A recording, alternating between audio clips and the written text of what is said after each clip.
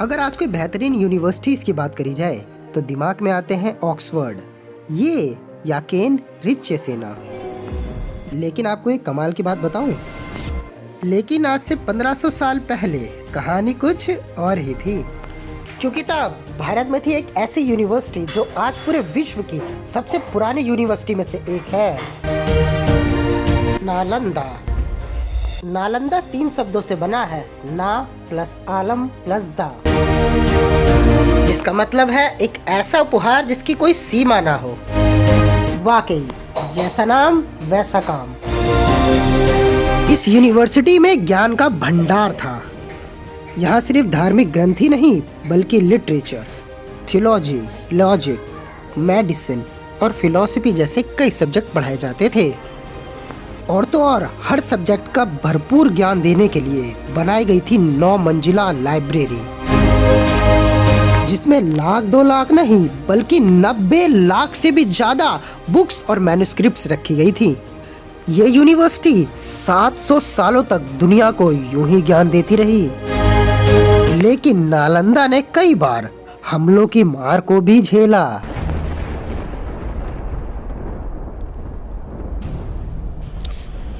आखिरकार 12वीं शताब्दी में एक हमले में बख्तियार खिलजी ने नालंदा को पूरी तरह जला दिया और माना जाता है इसकी लाइब्रेरी लगभग 3 महीने तक जलती रही और वो ज्ञान का खजाना जो सालों से संभाल के रखा गया था यूं ही खाक हो गया। उस समय नालंदा जब कई बुलंदियों को छू रही थी, वो एक महाविहार यानी एक बौद्ध मठ का हिस्सा हुआ करती थी, जिसके खंडर आज भी 57 एकड़ में फैले इस खंडर में नजर आती है। कुछ रिकॉर्ड्स के मुताबिक नालंदा दरअसल आम के बगानों के ऊपर बनी थी, जिसे 500 व्यापारियों ने गौतम बुद्ध को उपहार में दिया। पर आर्कियोलॉजी के हिसाब से नालंदा को 500 BC में गुप्त काल में बनाया गया था। उसके बाद गुप्त काल में इस जगह का और डेवलपमेंट हुआ और ये एक विहार से 7वीं शताब्दी तक महाविहार बन चुका था। अलग अलग दौर में यहाँ कई महान टीचर्स ने पढ़ाया, जैसे नागार्जुना, बुद्ध पालिता, शांतरक्षता और आर्यदेव।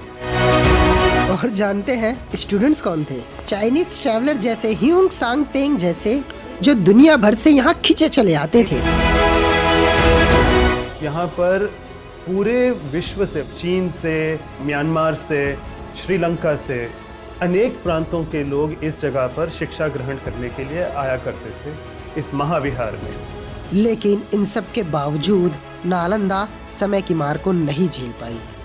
इसीलिए डॉक्टर अब्दुल कलाम जी की पहल से नालंदा ने मॉडल इंटरनेशनल यूनिवर्सिटी के रूप में एक बार फिर से जन्म लिया।